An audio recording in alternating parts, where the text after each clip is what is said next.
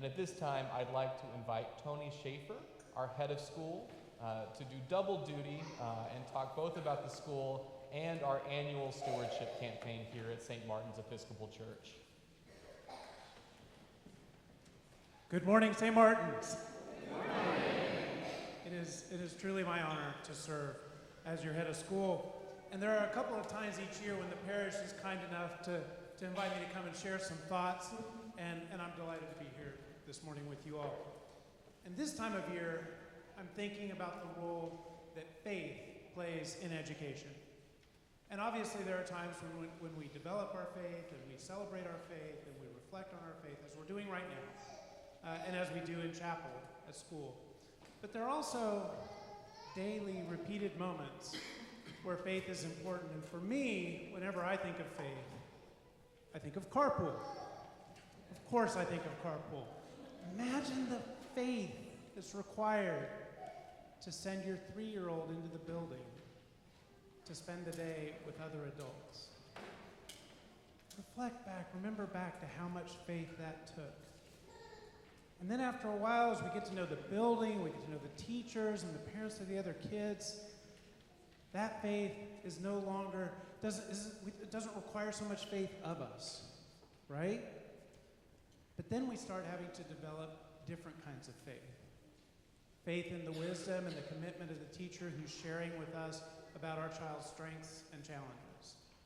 Faith in our child's peers and the parents of those peers and our discernment about what's best for our child. Our child gets invited to a 3rd grade sleepover, and all of a sudden we might feel again like we have a 3-year-old we're sending off into the unknown, a little breathless, a little anxious. By the middle grades years, we see the looming outlines of one of a parent's greatest faith challenges. We've been raising our child, we're used to thinking of them as our child, and then we have to start thinking of them as this independent person who's going to make good decisions. We have to have faith in their autonomy. We have to think about, well, we're not quite there yet, but we can see the outlines coming, right? Making peace with the fact that our job is to get our children to the place where they will love us and appreciate us, but not need us in quite the same ways. We zipped up the jacket on that chubby-legged 3-year-old, and then we turned around and our 8th grader needed help with quadratic equations. And I couldn't give it to them. They try out for a team and they're not selected. They go through the natural ending of a friendship. The homework gets lost between the car and the classroom.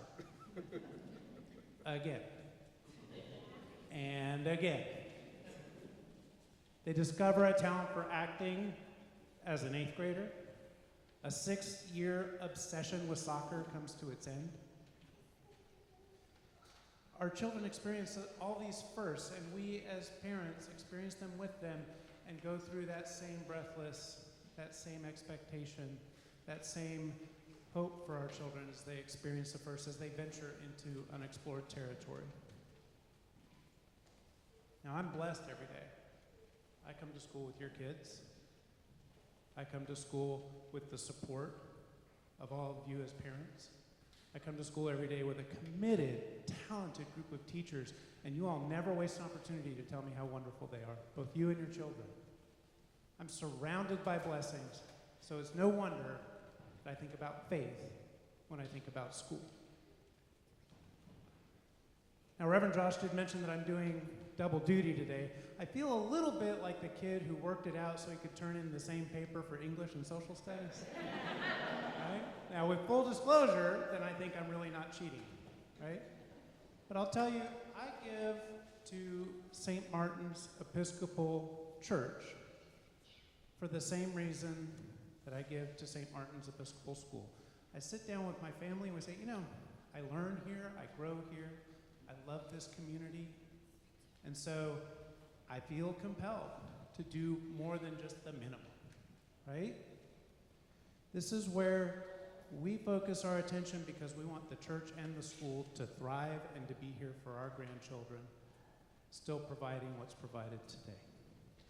Now, we're seldom able to give as much to the church or the school as we'd like to, but we do have just a modest goal that we set for ourselves, which is that this year we try to give a little more than we did last year. Because as time goes by, we always find a new reason that we want to support these institutions.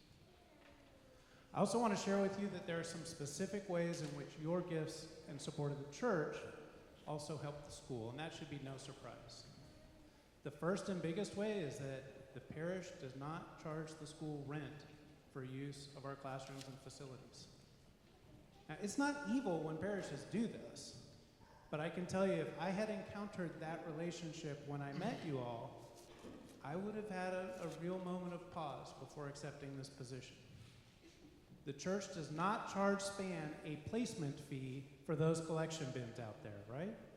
We don't charge the choir a facility fee for the loft, and we don't charge Backpack Buddies a rental on the kitchen, and we don't charge our school rent for classrooms. Missions of the church are supported by the church, and that's healthy and wonderful, and as it should be.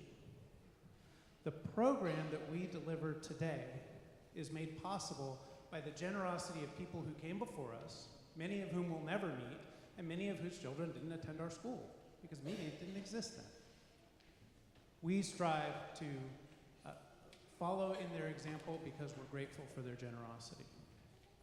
The church also supports the school by giving directly, and I'm not going to embarrass anybody here, but parishioners often give really wonderful gifts to support the school's fundraising efforts, and those dollars go straight to the program.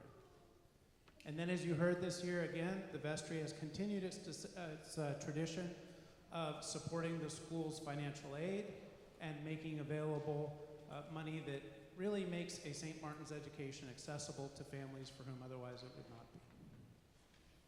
And so particularly on this Episcopal Schools Sunday, it's a privilege to thank you for sharing the story of our school with your neighbors and friends. It's an honor to share my love for this church and school with you. And it's a pleasure to invite you all to join our family in supporting the work of the church. Thank you.